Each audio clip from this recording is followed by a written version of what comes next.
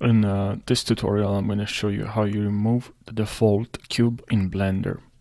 So now when you go here in File and you click on New, or you can also go, actually I here click on New and then General.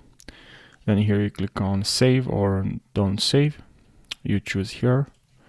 Now you have the default cube. You don't want to see this every single time. Just select the cube, click on X on your keyboard.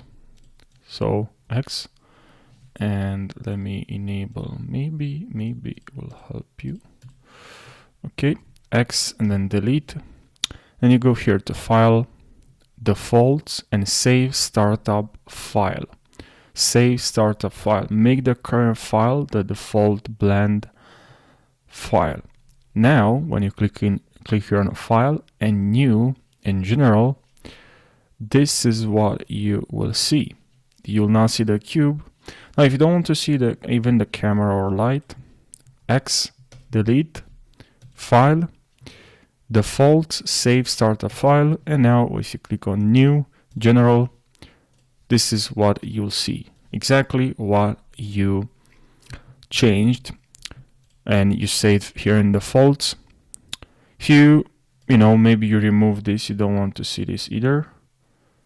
If you go up, down, up and down, and now you don't have this. You can add here from if you want to add the timeline or the image editor, whatever. You can now, if you don't want to see that down below there, click on Save the startup file and click on New, General, and that's not here anymore. And this can help you a lot if you don't want to remove every single time you start blending. You don't want to remove the cube or other things here. Even if you set this, you change the dimension, the way this looks. Obviously, if you save here, this is the way Blender will start. So I really hope you found this tutorial helpful. Thank you so much for watching, and if you have any suggestions for the next Blender tutorial, let me know in the comment section.